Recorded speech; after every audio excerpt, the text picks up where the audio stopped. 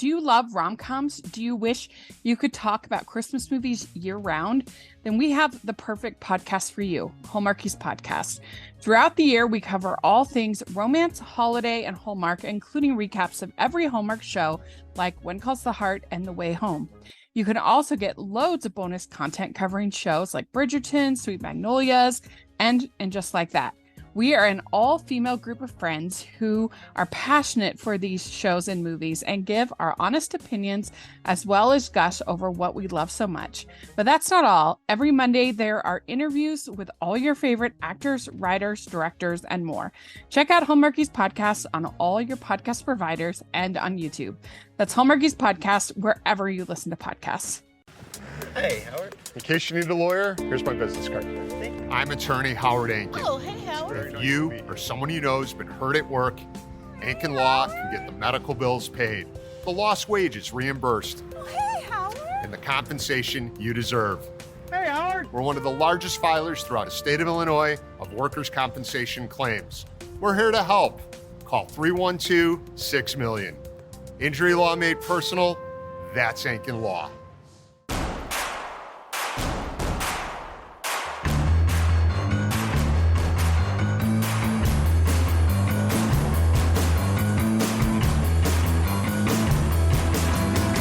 From your favorite source for Chicago White Sox talk, delivering news, interviews, analysis, and more.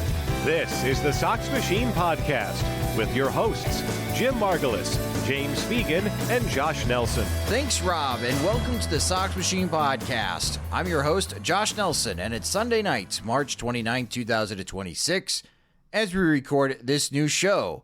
Well, not the start we were hoping for from the Chicago White Sox in 2026. For a moment, I thought it was a good omen when Chase Meidroth started the season with the leadoff home run on opening day, but the White Sox struck out 20 times and got embarrassed, losing 14-2. At least Munetaka Murakami hit his first career home run. Then on Saturday, I was there in attendance, but the White Sox lost again, 6-1. At least Munetaka Murakami hit another home run. Then on Sunday, after 2 walks and a single to start the game, Colson Montgomery hit a grand slam to give the White Sox extra cushion. They were up 7-2 at one point, and the bullpen gave up 6 runs in the 8th inning as the White Sox lost 9-7, completing the sweep for Milwaukee. At least Munetaka Murakami hit another home run. In this episode, we'll recap what happened in Milwaukee, but we'll also have Paul Janish, the White Sox director of player development.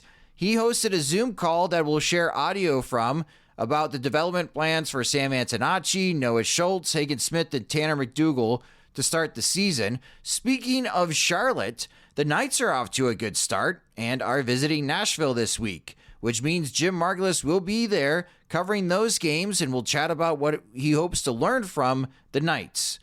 But first, audio from the White Sox post-series presser. If you subscribe to our YouTube channel, you can check out the videos of the post-game press conferences at youtube.com/SoxMachine. But Will Venable summed up nicely that the Milwaukee Brewers are a tough team, and the White Sox made too many mistakes. Yeah, certainly some things that we have to work on. We know that coming in. Some of the things that we emphasize in spring training that we got exposed with, to be honest, this series. But yeah, it's a good, hard-fought game today that didn't go our way. This is one of the best teams in the league, and so yeah, there's good learning experiences, and we got to evaluate some individual things here, get better at them, and move forward. It seemed like just with how much they make contact, with how much they run, it was just really hard to shut down their offense all weekend. Just what key points does that put upon you to kind of emphasize going forward to nail teams like that down? Yeah, teams that put the ball in play is going to be tough. It's the walks, that we really got to do a better job of, and you got to attack the zone, but that's what they do. They put the ball in play, put pressure on the defense. That Lockridge single there in the 8th was just a great example of what they do, and they just continue to put good at-bats on you and make it tough for you. So yeah, you just got to do everything you can to execute. Get beat in the zone, so be it. But it's the walks, which didn't necessarily kill us today. They didn't help, but the contact was just tough to deal with. Colson Montgomery was quiet on opening day, but finished the series going 3 for 10 with 5 RBIs. Montgomery was transparent about how he and the team started this season with the jitters. These first three games, you're coming out here and, you got the big crowds and things like that you're not really used to, so you kind of get out of your game plan, you're kind of just doing a little too much, and that's kind of what I felt. Really wasn't sticking to my game plan, wasn't really staying within myself. But then I felt like as I just kept telling myself, like, EJB, just keep getting better, just keep trying to control things that I can control, and it's kind of led into, seeing the ball a lot better and making better decisions. And I think it just kind of led into today. You talked about the kind of guys being amped up at the start of the season, getting back to your game plan. Do you feel like the offense kind of settled in today in terms of doing what you want to do? Yeah, I mean, I started to feel, kind of later in the game yesterday with guys, everyone started to chill out and kind of just be like, all right, like, it's the same game that we've been playing, in spring training, kind of take the crowd out of it and all the jitters. And I think it was a collaborative, at the end of the game yesterday, guys started having really good at-bats, and I think it led into today. We were just kind of trusting our instincts, and I think that's what is really good for us right now. Montgomery agrees with his manager that Milwaukee is a very tough team to start the season against. Those bullpen arms and those starters, they're legit. So, I think everyone, not including me either, it's just we all just progressively kept getting better. We were seeing the ball a lot better, having better quality at bats, kind of getting back into our game plan. I think it was just, the jitters, and we were all really excited. So we did a lot of really good things, this series, and we did some things that, we need to improve on, and that's why you play 162 games. You just keep getting better, and we got some positive momentum with us too. Of swinging the bat well. So I'm just gonna try to carry that to Miami. Biggest takeaway this weekend, and we'll have further discussion about Murakami. Even Montgomery is impressed by what his teammate accomplished this weekend. Yeah, I mean, it's luck, and I think it all translates from his work, his preparation and things like that. Big thanks to our sponsor, BetterHelp, for partnering with us for this important conversation about mental health. This is Steve Smith here, former NFL wide receiver and host of the 89 show on YouTube. So having a counselor and working with BetterHelp, that gives you an opportunity to really start to unpack, but people don't understand when you unpack things, you also open up a box that you're not always sure what's inside. So I think that's why seeing a professional is extremely important. If you need someone to open up to, visit BetterHelp. That's betterhelp.com/89 to get started. This is Mike Bolo of Lexicon Valley. And I'm Bob Garfield. Are you one of those people who sometimes uses words? Do you communicate or acquire information with, language? Hey, us too. So join us on Lexicon Valley to chew over the history, culture, and many mysteries of English, plus some wisecracks. Find us on one of those apps where people listen to podcasts. That's one thing that I respect a lot. It's just, he comes in and day out. He's doing his stuff. He never skips anything. He's always, working on his craft, and he's a hard worker. And so, I mean, to me, I think it just makes sense of why he's going out there and he's performing really well. And I credit him too, coming in here, a lot of expectations, of hitting homers and things like that. But, he's first couple games, he was taking his walks, and he was just kind of letting them come back in the zone. And that's one thing I can look at too, to help my game. Now joining me on the podcast, arriving home from Milwaukee, covering this weekend series for us on SoxMachine.com, it's our beat reporter, James Fegan. And James, how do you sum up this weekend for the Chicago White Sox? Obviously really bad. I would say the first two games, especially the first one, but given the way the first one went, and the second one not really being any better, like if they played the second one like as the first game of the season, I think you'd be like, well, that was lifeless, but it wasn't incompetent the way that the first one looked, in a way where it's like these guys aren't ready to start the season. And so even as much as like the third game was like emotionally devastating, or drills home like 3-game sweep, there's kind of no positive feelings to really take from this weekend in a big way.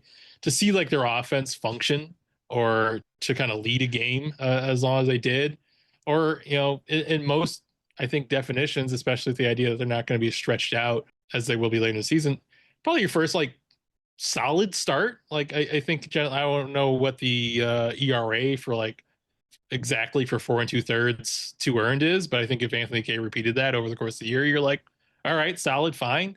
Especially since he sat mid 90s throughout. So that was nice to see. So it's intensely negative. It's really bad. It makes you wonder about the pitching in a big way.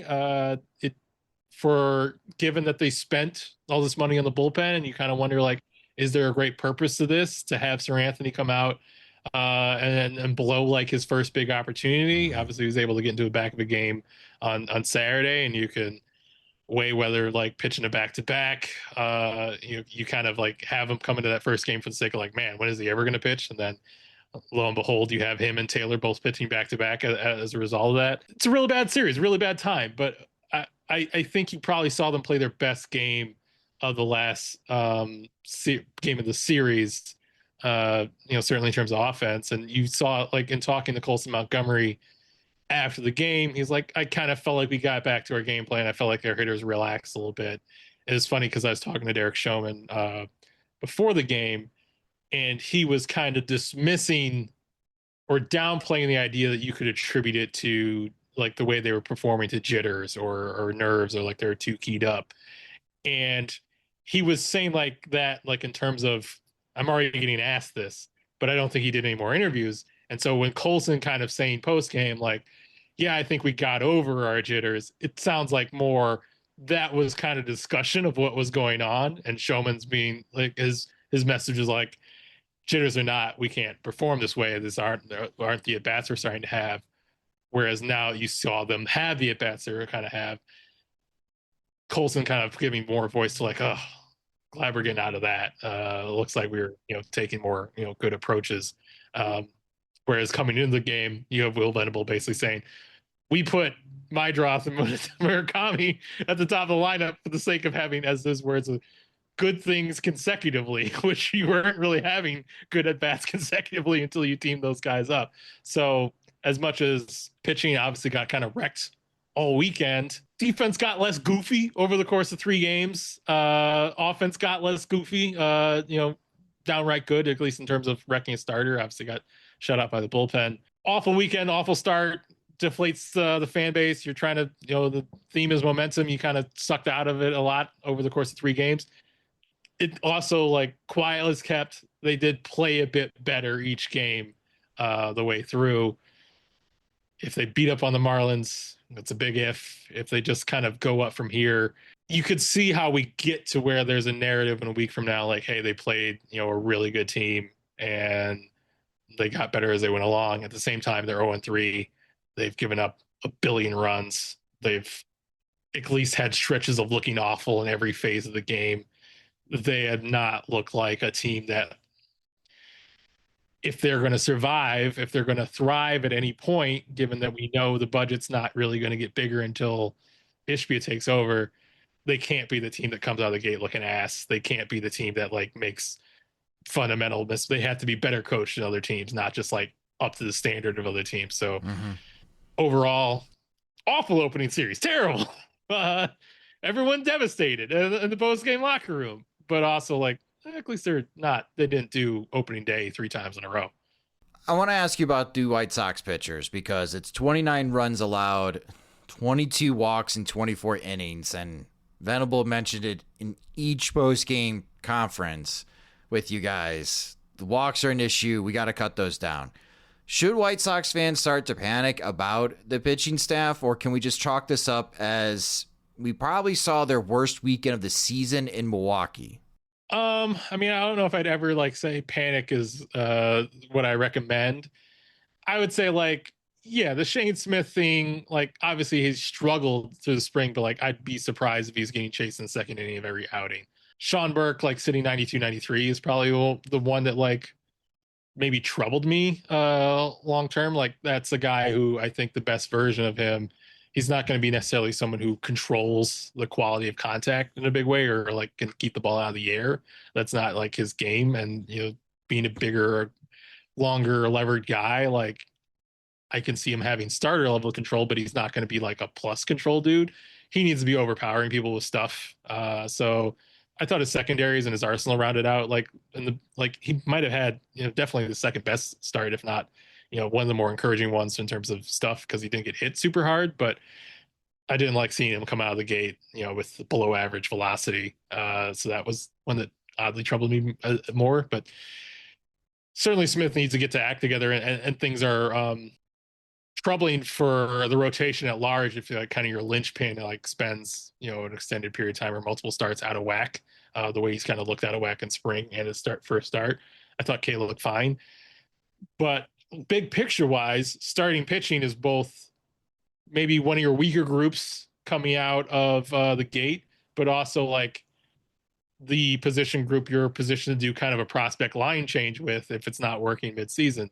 So you can fret about your starting pitching, but almost part of that story is that Hagen Smith, Noah Schultz, and Tanner McDougal all looked some version of pretty good or just outright awesome in their debuts. So that unit's depth as a whole, maybe isn't the biggest red flag. I would say bullpen is obviously, because you kind of paying for certainty with Anthony Dominguez. I thought his stuff looked fine. He literally threw 2 pitches in the absolute worst location, and that's why he got knocked around. That said, Sir Anthony's not a surgeon, and they kind of opt for the bigger stuff guy there. So not being able to kind of keep the opening day in check when it becomes a bullpen game. The fact that that game got away with them to the degree it was, that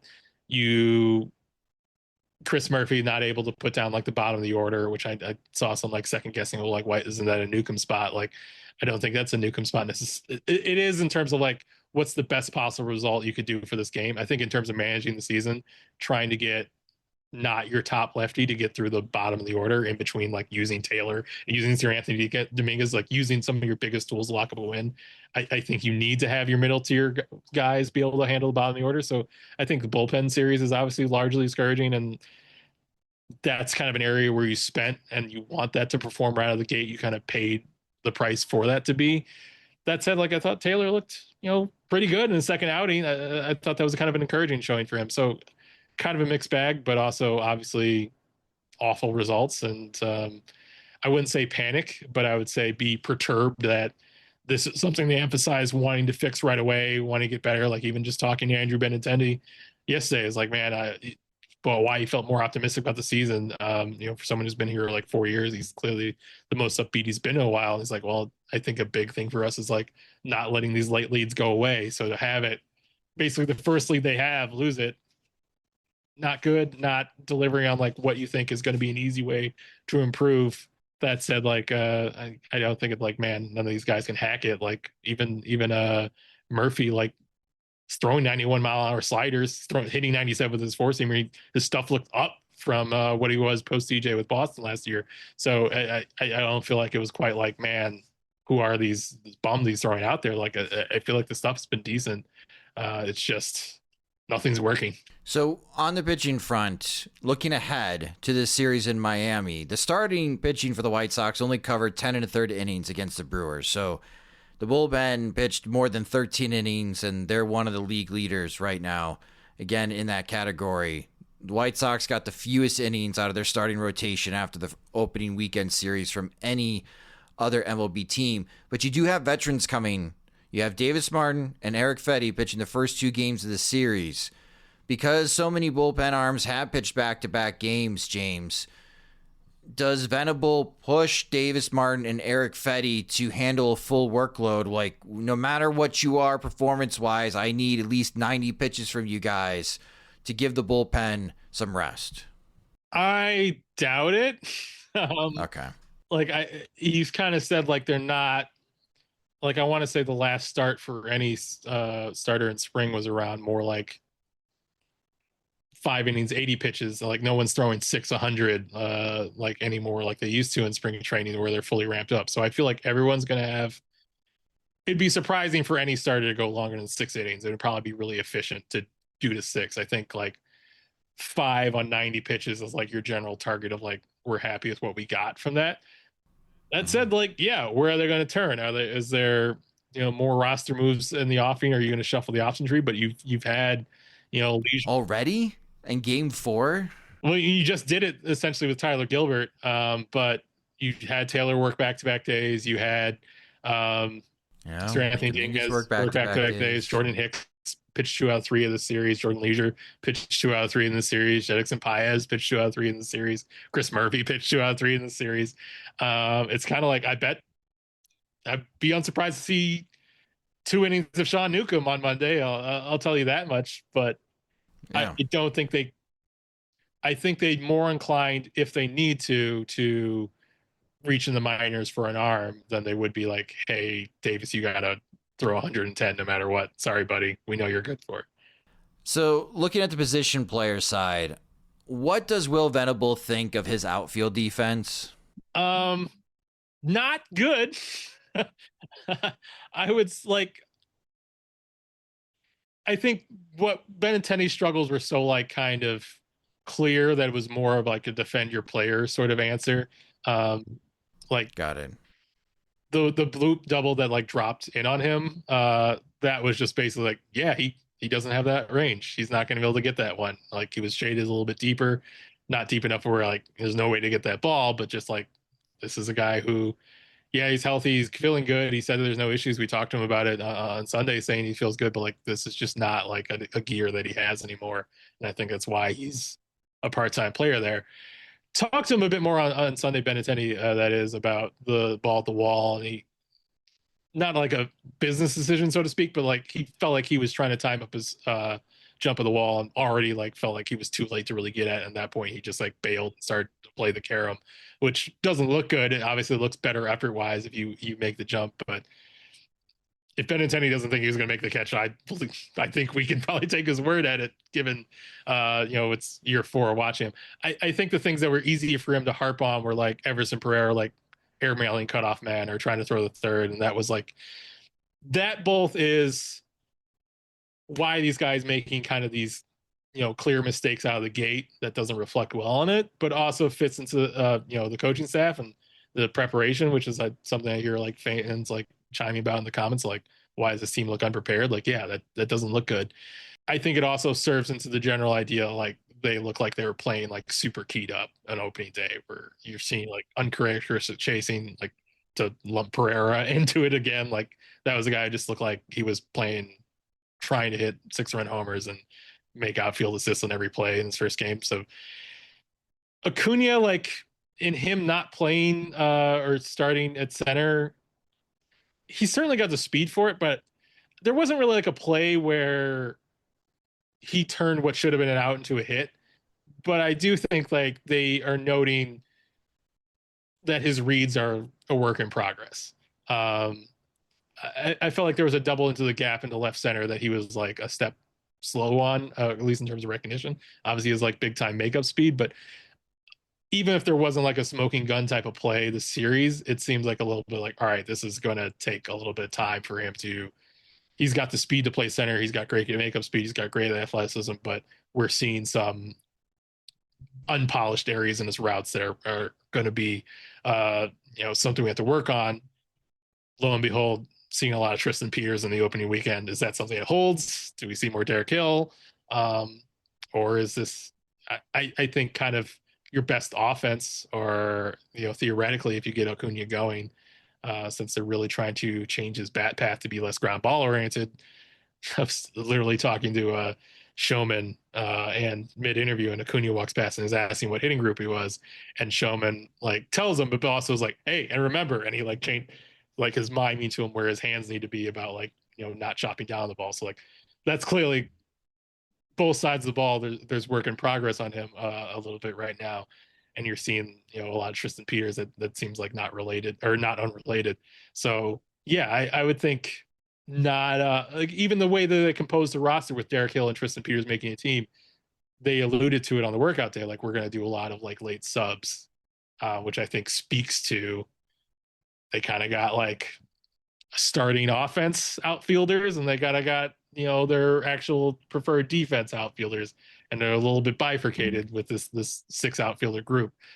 So I think that shows like they don't have this. There's no Luis Robert. There's no like plug and play, put him every day out there for every situation outfielders in this group like there maybe once was. All right, let's try to talk about something positive that happened this weekend. Munetaka Murakami, he's on a 3-game home run streak. He's on pace to hit 162 home runs this year. It was quite the debut, James. What impressed you about watching Murakami this weekend? I think he's probably homered on every mistake pitch he's gotten so far as a major leaguer. Like, yeah, he's not missing. The first 2 home runs were like put on a tee for him, but also like he converted, and that's what you pay him for, and that's good. And talking to Showman about him, he was really like praising like the adjustments he made, and saying like he'll chase in one direction and you'll see him recalibrate really quick in the at bat. It seemed like he was having the best at bats on the team, certainly through the first 2 games. Talking about 3 home run streak, he struck out in his last 3 plate appearances, and he was pretty hard on himself post game on Sunday. In terms of like, man, I'm still getting used to a lot of new pitchers, a lot of new angles I'm seeing on, from right-handers. So I think he's very much like, hey, yeah, I'm glad for the results. You're seeing very real power. You're seeing very real, like, he's not swinging through pitches he should be able to hit the way you might fear based on the missed numbers. It's more about like keeping him in the zone, and it's been pretty encouraging for that. At the same time, it's clear that those swing and miss on fastballs are there, especially up, and we'll see how it shakes out. But joking with a lot of people this weekend, like, hey, if he hits a home run on every mistake pitch he gets all season, he's gonna have a great season, even if he never turns around 98, even if he never, hits a tough breaking ball on his knees. Like, we're still figuring out like how reliable he is. And, Anthony Kay was, obviously because he was rival MPB team the last 2 years, talking in post game, was just like, yeah, I'm not surprised at all. Like, I knew it would translate. I've been seeing this. Like, I know people might be surprised at this, but like, I felt it was pretty legit. And then he like caught himself like, I'm not saying I predicted 1 homer a day, but I thought he'd be fine. So he doesn't look out of place. I think the initial thing of like, oh, is this going to translate at all? This is a guy like, facing pretty good stuff, and at least having like, even when he strikes out, he's having pro at bats. I don't feel like he looked that class at any point. So he's dealing with a lot. He's seen pitchers who are new all the time. I think generally like people are pretty happy with the bat qualities he's having. So I think it's all optimistic in terms of how he's handling it. Obviously the power is super duper real, and doesn't require help from Sal Frelick most of the time. Well, that was a tough play for Sal, but a little luck went Murakami's way.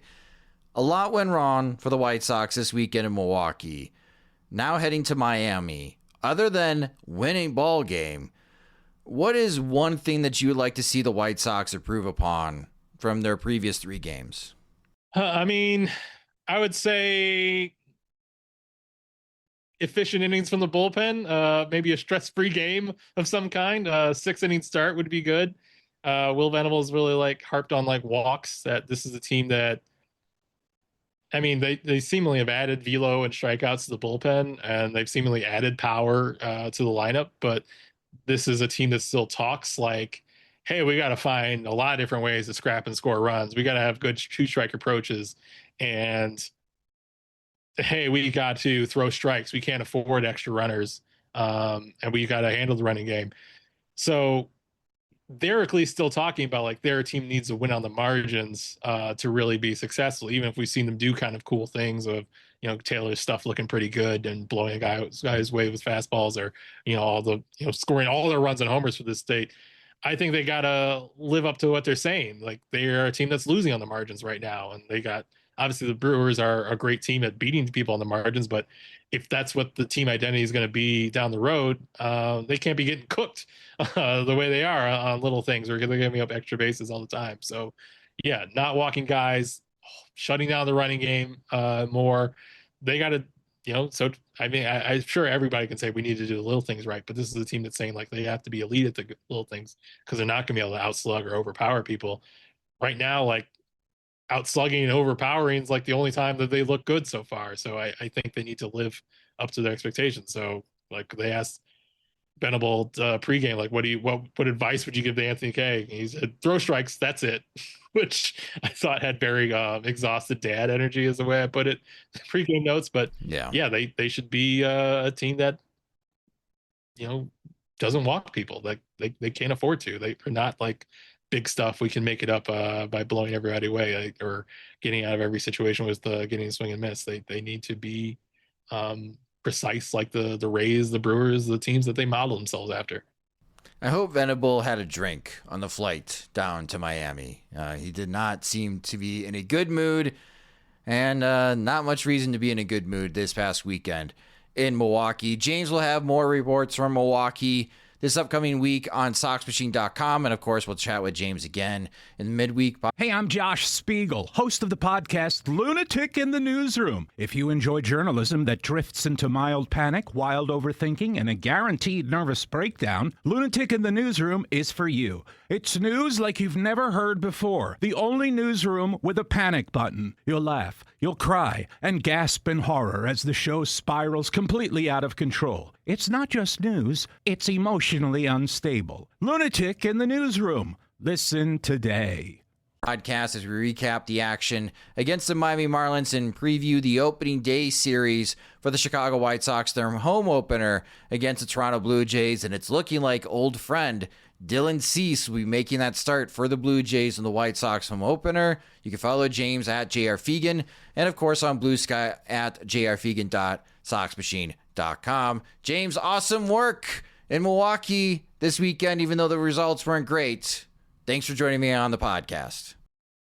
And now for a further series preview of the upcoming series for the Chicago White Sox as they head to Miami to take on the Marlins. The Miami Marlins swept the Colorado Rockies in 3 games, all one-run games, as they won 2-1 on opening day and then back-to-back 4-3 games. So the one-run luck Marlins may have returned in 2026. Your pitching matchups for this series starting on Monday night. This is a 5:40 p.m. Central Time first pitch. Davis Martin, the Dart, will take the ball for the White Sox against Chris Paddock. Andrew Benintendi, Colson Montgomery, and Lenyn Sosa have homered off Paddock in their careers in 5 career starts against the White Sox. Paddock is 1-2 with a 4.85 earned run average. On Tuesday night at 5:40 p.m. Central Time, Eric Fedde returns to the White Sox, making the start against Jansen Junk. Junk last faced the White Sox back in 2021 when he was with the Los Angeles Angels, so it's been a moment. Wednesday, this is lunch baseball for those working at 12:10 p.m. Central Time. Shane Smith against Sandy Alcantara. Alcantara on opening day against Colorado pitched 7 innings, allowing just 1 unearned run with 5 strikeouts and 2 walks on 73 pitches. A very impressive outing, so the White Sox could have a challenge on getaway day. Shane Smith is trying to bounce back from his early exit on opening day. Marlins hitters to watch: Owen Casey went 5 for 10 against Colorado with a walk-off 2-run homer on Sunday. Xavier Edwards went 4 for 11 in the series. Outside those two, though, not a lot of punch coming from this Marlins lineup. So hopefully for the White Sox pitching staff, they can bounce back against what is not as strong of a lineup as the Milwaukee Brewers have. That's because the Marlins' big slugger, Kyle Stowers, is still on the injured list with a hamstring strain. You can watch the games on Chicago Sports Network or listen to Len and DJ on the radio at ESPN 1000 AM or through the MLB app. Before the Milwaukee Brewers series, the Chicago White Sox Director of Player Development, Paul Janish, answered questions from the White Sox beat about early plans with minor league player assignments and expectations of their performances. Sam Antonacci received praise from Jim Callis when we recapped the Arizona Fall League last November, made some highlights during the World Baseball Classic, and it has White Sox fans thinking that Antonacci is close to helping them sooner than later. Janish shared what stuck out to him about Antonacci's performance this spring. The only thing that stuck out about the spring is how much notoriety he received, right? And I think a lot of that was correlated with the WBC, which, you know, I think we would all agree was a really cool event. You know, the Team Italy obviously got a lot of publicity for playing well, and Sam was a big part of that. So, yeah, you know, his takeaway from that was, you know, just an atmosphere that he hadn't experienced up to this point. So I think that was valuable for him. You know, selfishly, I'm just glad that, you know, who he is as a player came through, right? Like he's the kind of guy that we all really enjoy watching play. And the more you see him, the more you like him. So I'm glad that in a relatively short stint that he was able to, you know, to show what he can do and get some notoriety for a guy who, you know, up until recently, I think we could say has kind of flown under the radar, right? So Yeah, and then just the exposure to Major League camp and the Major League staff. I know that, there was some base running stuff and some, obviously he had a couple homers in spring training. So he made an impression on the Major League staff, which again I think is important. With Sam specifically, we feel very comfortable with him in the infield, and both at second base, third base, even shortstop in a pinch. He is going to, just to be upfront, he is going to play some outfield in Charlotte to start the year in an effort to get him comfortable with it. There's a chance that he gets asked to do that at the major league level, and if that's the case, we just want to have him prepared to do it if and when the time comes. But yeah, so we'll be intentional early in the season with Sam, playing a few days in the week in the outfield to start, at least what that time frame is and how many days a week and for how long that lasts, is a little bit to be determined, but we want to make sure we get him exposed to it. The Charlotte Knights, for a change, will be a big focus of attention this early spring, especially with Hagen Smith and Noah Schultz. The two lefties combined for 7 innings pitched, allowing just 2 hits, 1 earned run, walking 2 and striking out 9 on opening day. Schultz pitched 4 hitless innings, while Hagen Smith allowed a solo home run. But a very encouraging opening performance from both, and Janish is excited to see how they handle AAA. Yeah, just a ton of strikes. For both of them, they had different years last year. Both dealt with adversity in different ways, if that makes sense.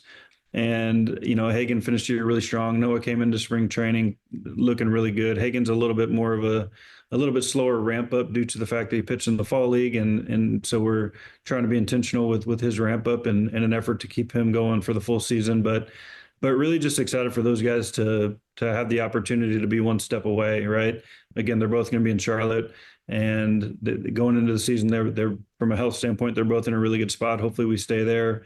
And honestly, just seeing them compete, right? Like they're both at the point where if they pitch well, for an extended period of time, I think that they're gonna put themselves in a really good spot to get a chance to pitch in the big leagues. And at the end of the day, that's what we're here for. And so, yeah, I would just tell you that I'm excited for both of those guys.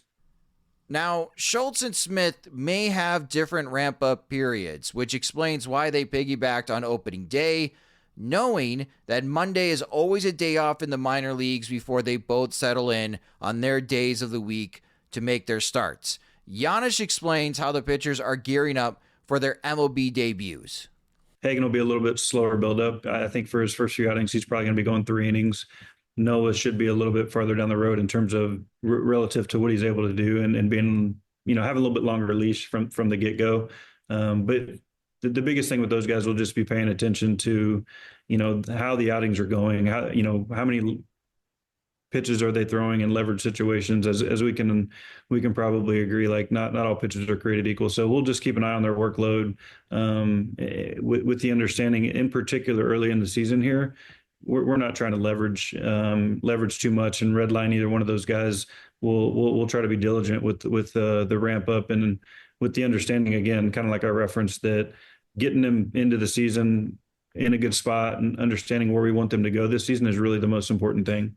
Now, I personally have spent a lot of time covering what the White Sox plan to do in the upcoming draft, but we shouldn't overlook White Sox first-round pick from last year, prep shortstop Billy Carlson. He's playing his first professional season, and Janish has his journey starting in Kannapolis.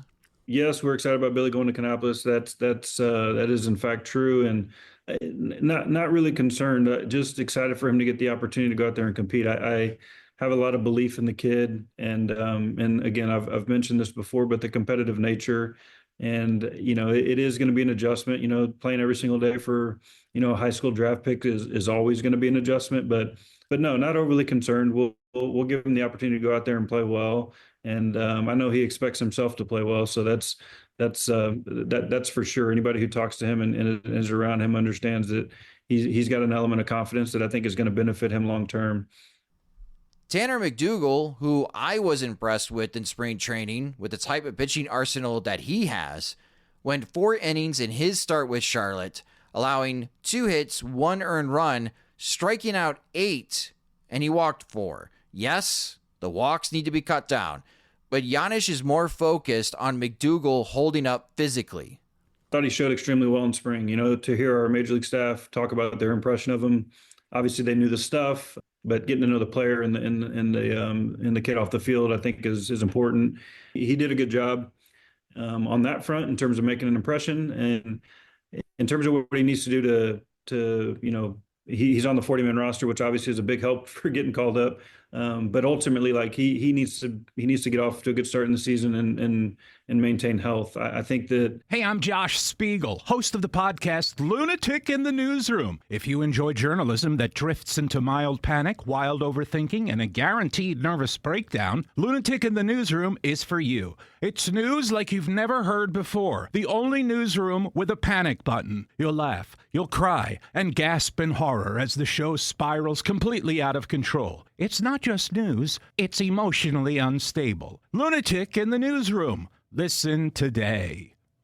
The stuff is probably gonna take care of itself, assuming that he's throwing strikes. We believe that he's gonna pitch well, despite Charlotte being seemingly offensive. I think Tanner's gonna do well in that league. We just need him to be healthy, and we want to prepare him with the opportunity to start at the major league level. As we've talked about, the role at the major league level may fluctuate. We don't know what that's going to be at this point in time, but we do want to give him the opportunity to be ready to go into a starting role if that situation presents itself. Joining me now is Sox Machine's managing editor, Jim Margalus, who will be covering the Charlotte Knights this upcoming week as they visit Nashville. So it'll be exciting to see those reports and those interviews from Jim. But Jim, before we talk about what you're hoping to see from the Charlotte Knights this upcoming week, let's also talk about what happened this weekend in Milwaukee. Let's end on the high note. Yeah, end on a high note. How would you sum up what we saw this weekend from the White Sox?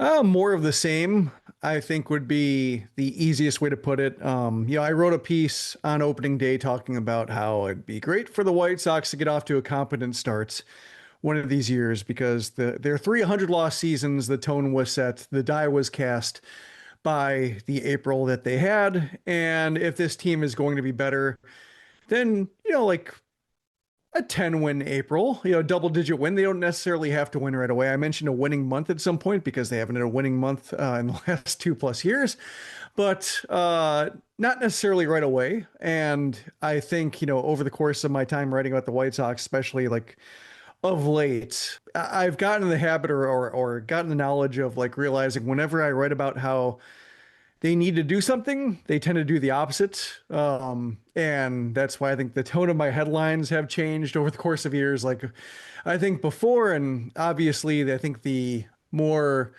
SEO incentivized headline would be something along the lines of like White Sox must, or White Sox can't afford to. And sure, it's definitely the more urgent headline and the one that might grab more eyeballs. But to me, with what I know, with the scar tissue I've accumulated, the more honest headline is, it'd be nice if, sure, it would be great.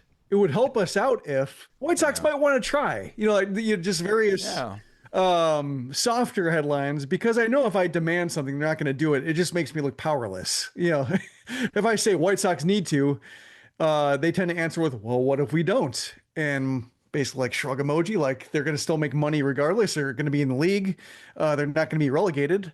So what leverage do I have as somebody making demands from the outside? Very little. So I tend to offer them more as soft suggestions, knowing that I don't have a whole lot of power, and then they don't do it anyway. And at least I look like, well, at least I know what I was advocating for from the consumer experience of just what would make this more palatable. And so that's tends to be how I approach it. So yeah, when I offered up the White Sox might want to try a winning month just to make it feel different, and they go out and they get outscored 29-10, and they lose in 3 different fashions, getting smoked, getting beat on the margins, and then collapsing late, kind of the sampler for the ways you can lose a game over the course of a year. I guess they haven't done the competent loss yet. The one bad inning, but otherwise, 5-4 loss, good catch in the warning track was the difference in this game type thing. I guess they can try that for the close loss where both teams played well enough and some teams got to lose. That's the one thing left on their card, I think, to scratch off. But yeah, they've definitely taken care of the most 3 painful or embarrassing, shameful, humiliating unflattering, whatever adjective you want to use. Those losses have been accounted for so far. And now it's a matter of like tightening it up, flushing it, etc. That that kind of blurs the line between New Day. Yeah, blurs the line between Pedro Grifol and Will Venable, which I think you really want to keep that line sharp and defined. And the more losses like this they have, the less that anybody can say, and then it just becomes all one big blah.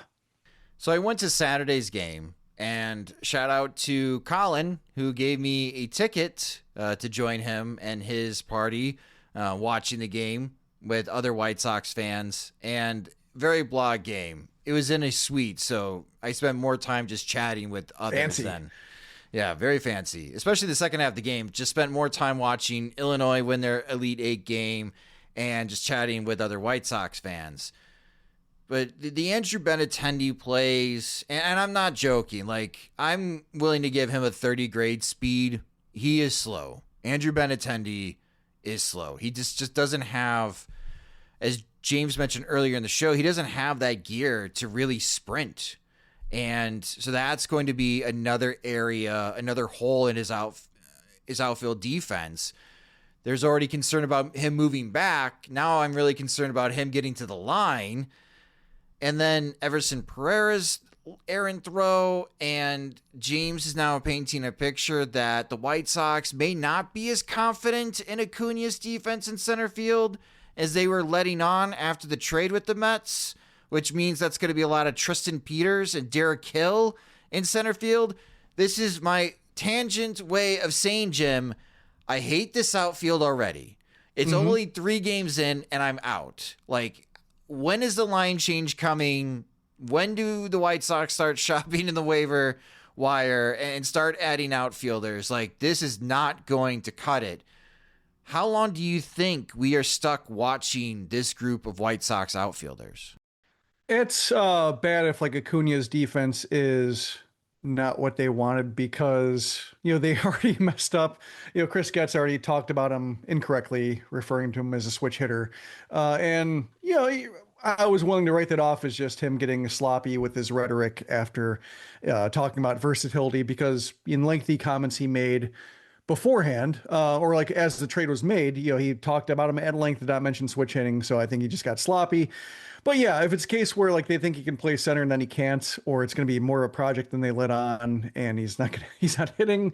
I mean, it's only 2 games for him, so it's not a case where like he's 1 for 7, hasn't struck out, so he hasn't looked particularly overmatched at the plate. But just when you have that kind of scouting report going awry, and then you have like the money being spent on Sir Anthony Dominguez, whose limitations as a closer, I think, were. Yeah, it's 1 game on one hand. On the other hand, he got beat by lefties, which was the problem last year. So it definitely, I think, illustrates, if this doesn't go the way the White Sox want to go, that we just saw how it could go awry. So yeah, it's not great when you take the Luis Robert trade and like the guy you get for him is not the guy you think, and then the guy you spent money on is not going to pay off the way they think. So it's just it's a long season, lots of ways that this can go from here, but certainly we have seen the worst case scenario for both of these. So to your point, the outfield, Benintendi, that's not great if he's talking about getting lighter and the Achilles feels good and he still doesn't have any kind of burst. I was thinking that there might be a kind of freshness period early on to where we see him at his best, and then it flares up on him again, and then he's limited. So if he's coming out of the gate with this poor of a burst and lack of confidence, I think, in just his physical abilities to complete the play, as we saw at the one in the warning track, especially. That reminded me a lot of like Nicky Delmonico his first week, like a infielder being converted to the outfield and just not being sure where walls were. And then Delmonico got better. I don't think Benintendi is going to get better from here. Certainly limits his forecast. And then, you're looking at like Sam Antonacci being the hope in left field right now, and he's playing well. And you never can discount him, I think, just because of how he is geared. But it's also just you already had the expectations that I think were a little bit maybe overheated based on his spring training and his WBC feats, and just like, is he going to challenge Chase Mydroth? And just, This guy was on nobody's radar last year. Just give him time to get acclimated at AAA, and now he's going to be tackling a position that he's never played before until now. It's just, it's as much as I like him, I also like that when prospects get a nice, soft, landing period or landing pad, introductory period to where they can be allowed to fail or make adjustments and not have everybody hoping that they're going to be the guy that makes his team watchable. Jared Kelenic, I think, would be in the next line of guys who they need to give run to figure out if he has any staying power, and he hasn't quite, it's one series, but hasn't yet shown that he's too good for Charlotte yet. So still will probably be a bit, and by a bit, I mean like a series a week, a podcast episode, a podcast cycle, midweek and full week, I think, before we can tackle this question any differently. But yeah, the first draft of this is going about as poorly as you could think, just in terms of cohesion. I mean, we talked about the idea that this could be the worst White Sox outfield we've ever seen, and we know where the bottom of the barrel is.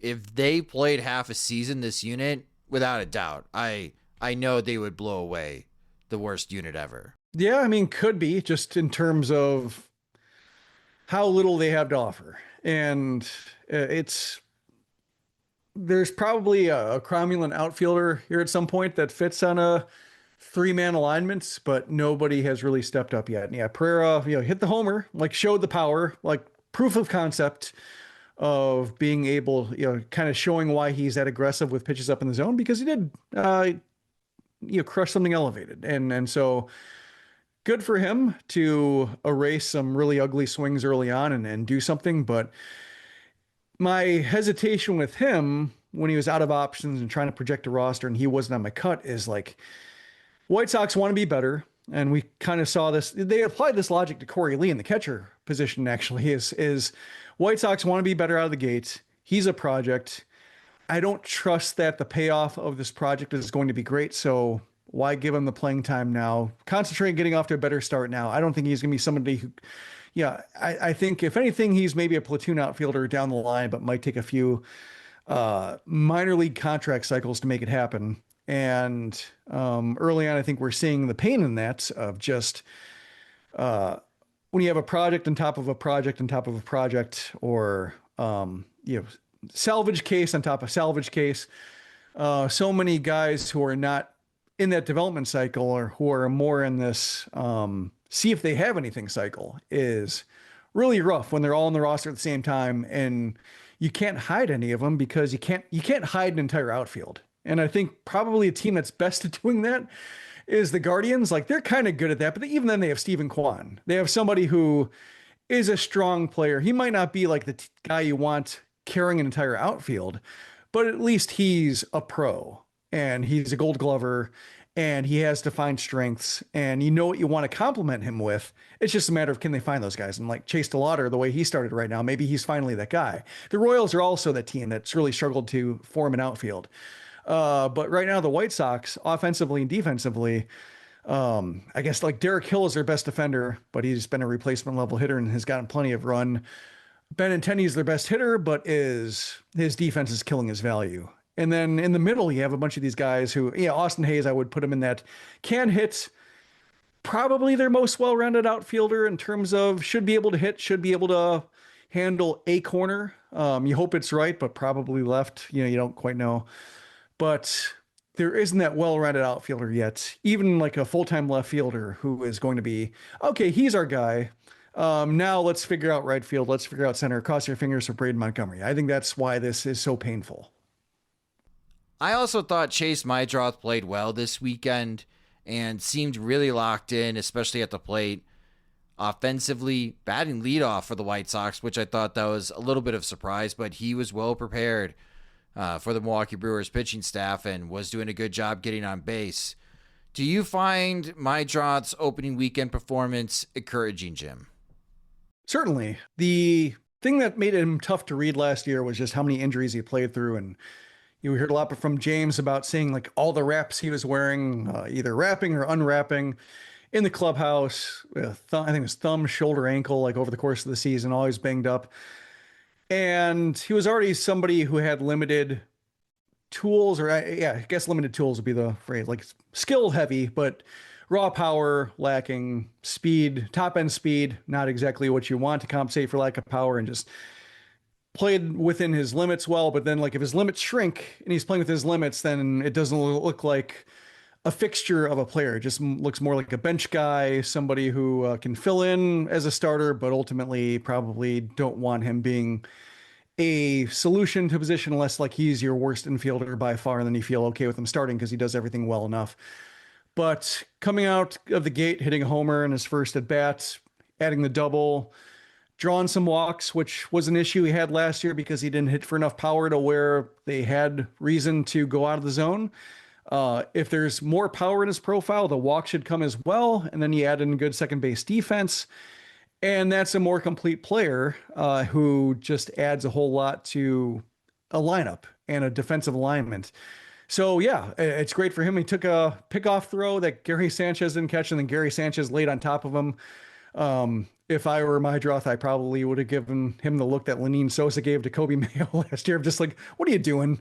Like, why are you not catching the ball and then laying on top of me? Like, what is that? And then you get in a war of words at first, but you kind of suffered from an unprofessional effort at first base there. And you just think like, oh, that's the last thing he needs. Somebody who's banged up last year to just take a shot out of nowhere.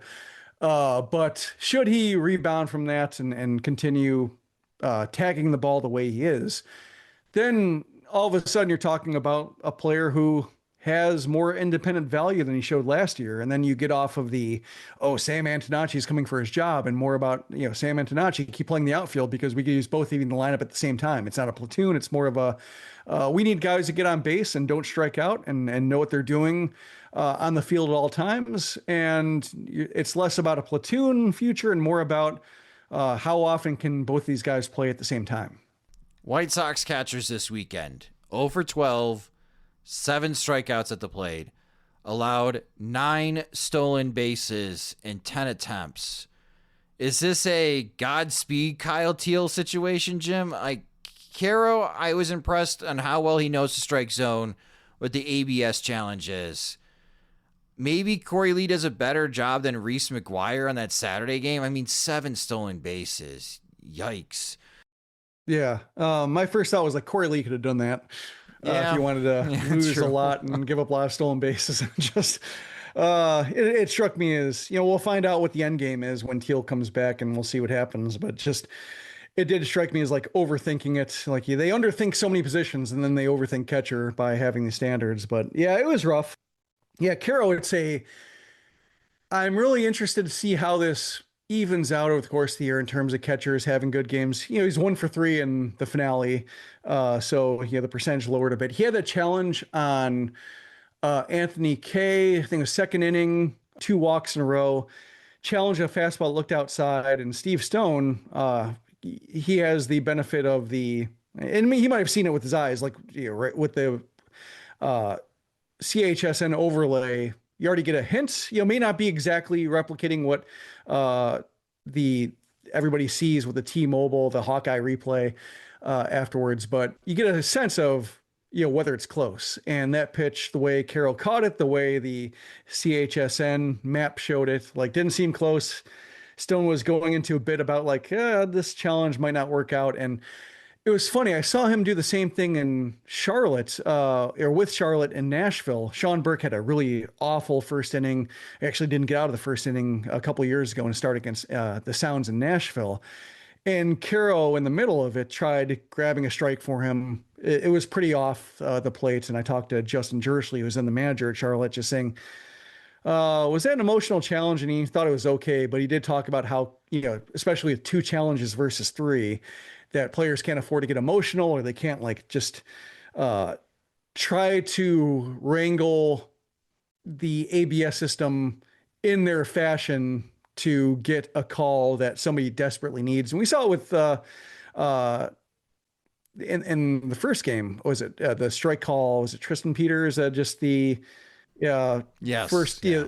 Yeah, second game, yeah, with like within like more than an inch within the zone, I think, and just wanted that call, and just they jershly told me about like how they have this talk about how it's a team's challenges, it's not your challenge, and that you can't afford to get emotional with. And I think, Carroll was trying to help Kay out, but it was a case where I think his the emotions or just the attempting to help his pitcher reverse the count took over the processing for that zone. And so I think over the course of the season, especially if you have these really long innings with relievers who are struggling to get anything either over the plate or just any counts in their favor, I do want to know how it all balances out with catchers who are really good at the zone when they're locked in and the pitchers are locked in, and you're seeing them either Carroll being able to right some framing wrongs because of a pitch that was located, he didn't get the strike, or just he knows what's happening versus things going all sorts of places, whether it's pitches, whether it's bad luck, and then all of a sudden you really need this call, and do you try to tap your helmet out of frustration? Should this continue, and this is the case, we're having a lot of this. Should this continue? Should this continue with the outfield? Should this continue with Murakami? Should this continue with the catchers? So yeah, I think Kyle Teel's return will be hotly anticipated. And, we had this conversation in the comments at Sox Machine with my most essential list. And I had Teel second behind Montgomery. And I think we saw the Montgomery, the version of him that strikes out a lot and is swinging through stuff. Hard to watch, or just a blow of the offense versus a guy that can crush anything in the zone or pitches he's anticipating, a 5 RBI game. You definitely see how that the kind of uplifting effect it has on the proceedings. I think Teel has that same effect in terms of we've seen him when he's harnessing his power and his hit tool and his athleticism, his base running, a surprising amount of production from the catching spot in a whole lot of different ways. And so I think him coming back, providing the offense, providing the speed, providing the arm, I think, because he's got a pretty good one behind the plate. I think we're hopefully seeing right now what his absence leaves, and then the hope is when he comes back, what he will provide when he fills that gap. But yeah, you don't want, I think with Carroll, like you want him being somebody who can hold down the position himself, and then with McGuire, you want him to prove why the White Sox went out of their way to get him. I guess the good news is Corey Lee cleared waivers. He's in New York anyway. All that hand-wringing was for naught, but yeah, it's not a great start. And then finally, the Charlotte Knights. They look good. They swept Durham in their opening series. They are visiting you this week in Nashville, Jim, starting on Tuesday. What are you hoping to learn from the Charlotte Knights with your interviews with many as the coaches and players? Well, start of the season, so a lot of it is expectations, or just especially with pitchers getting one game under the belt, what looks different. Like I'm looking forward to talking to Scott Aldred, pitching coach last year, talking to him. The pitching staff he thought he was going to be getting was dismantled by Tommy John surgeries, and they were scrambling for a lot of the year. This time around, the rotation is a strength. You have more starters than spots. You have Hagen Smith and Noah Schultz piggybacking right now as Smith builds up. You have Tanner McDougal throwing 100. Duncan Davitt started. You have basically 1 through 5. Jonathan Cannon providing, he's the veteran presence, and he's like the 6th starter. You don't have any of that minor league filler, like the Chad Kuhl types of guys who are on a minor league contract and are 30 years old, and just hoping they provide somebody who can give the manager a guy who can throw 100 pitches when they really need somebody to wear it for a given day. Like, they don't have that guy. It's a pretty talented rotation. So I'm looking forward to talking to him, especially because he saw Schultz at his worst or his least impressive. I'm curious to see how that affects his pitch mix when he's landing the way he wants to land and the knee's healthy. Is it a case of how much of it was his knee versus how much of it was just other problems that he had? Was it all downstream from his physical issues? And so he'll be an interesting guy to talk to in that regard. Sam Antonacci, just seeing what he's all about in the outfield, catching up with him. William Bergoya, who's off to a good start. And yeah, certainly all these guys are infielders. That's the thing, in terms of Bergoya, he's somebody where his best position is shortstop. So and does not have the power to carry an outfield position. So unfortunately, like if he's producing, he's kind of stuck right now. But still, like great find. Acquired him for Tanner Banks. It'd be a nice little flip and Banks has been serving position for the Phillies bullpen. So that would be like a nice little win-win trade to get a guy like Bergoya, who's just 21 years old and in AAA, and his bat-to-ball skills are going great. Looking forward to seeing Jared Kelenic and just seeing what he's all about as you try to figure out the next iteration of this outfield. Bullpen so far is showing really well. You're seeing like Tyler Schweitzer having a much better experience. So going from Truist Field in Charlotte to Nashville is a little bit of an environment change because the sounds, it doesn't look like that deep of a ballpark, but somehow plays differently than other parks, and that it tends to be pitcher friendly and tends to be a hard park to homer out of. So if you see this power outburst early on from Antonacci carry over to Nashville, that's certainly something. Jacob Gonzalez hit 2 homers. If he does it again in Nashville, that's like something that catches your attention. So yeah, I'm looking forward to seeing this first weekend series, the way this Charlotte team looked, how it applies to and again, this is like Milwaukee. This is Nashville is a Milwaukee affiliate. They tend to be pretty good. They tend to be pretty professional. Their manager, Rick Sweet, has been, I think this is his 13th year managing Nashville. I think they like the system that they have for developing players at AAA, and they must have the right fit there. Looking forward to seeing just how it applies to a different environment and a team that's pretty professional. Well, I look forward to those reports this upcoming week on SoxMachine.com. So again, James will be in Chicago covering the White Sox Blue Jays home opener, and Jim will be covering the Charlotte Knights in Nashville. And for our 10 WAR subscribers, I will be sending out an email, be sending out a PO Sox call out, but it'll also be a joint while I'm watching the Sounds or the Knights all week play the Sounds. What do you want to know if I'm talking to people? What do you want to hear about? So it'll be a dual task PO Sox call out here. Also, I should say for that, and this is good timing and unfortunate timing, that Winston-Salem is playing in Bowling Green. They're opening the weekend. So like can't be in 2 places at once for a couple days, but I'm hoping at least maybe see, if not 7 games in 6 days, at least be able to be in, be on hand for pregame in Bowling Green to talk to some Dash people.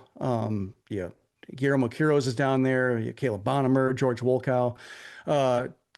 Talk to them at the start for a couple games, then head back to Nashville and try to catch the middle innings of the Knights. So I wish they were staggered a little bit, but later in the season, the Dash will be back. The Knights will be back on different weeks, so I'll be able to have undivided attention. But yeah, I will be sending out that call out. So send me questions about both affiliates, and I will be, I'll do my best to incorporate them in the conversations I have. Awesome. Well, make sure you get on that for the 10 WAR subscribers. If you're not a 10 WAR subscriber, or you're not a subscriber at all, make sure to sign up to become one at SoxMachine.com/products with monthly plans starting at $5. But sign up for that 10 WAR spot so you can send Jim questions and topics on what to ask the Charlotte Knights this week in Nashville. And I should say that I will send out that email midday. So people listening to the morning who don't want to miss out, I will give you a few hours head start into 10 WAR subscription just so you get that email. That will do it for this episode of the Sox Machine Podcast. Thank you guys so much for listening. If you just discovered the Sox Machine Podcast, you can subscribe to the show wherever you listen to podcasts, such as Spotify and Apple Music. Also, check out our videos. When James is on the road, we're going to start uploading almost the full editions of the post-game comments from Will Venable and other White Sox players on our YouTube channel. So definitely subscribe to our YouTube channel at youtube.com/SoxMachine. Follow us on social media. We're on all the platforms at Sox Machine. You can follow me at SoxMachine_Josh. The Sox Machine Podcast is a production of SoxMachine.com. You're on for all things Chicago White Sox baseball and part of the Blue Wire Podcast Network. Alongside Jim Margalus and James Fegan, I'm Josh Nelson. Thanks for listening and watching.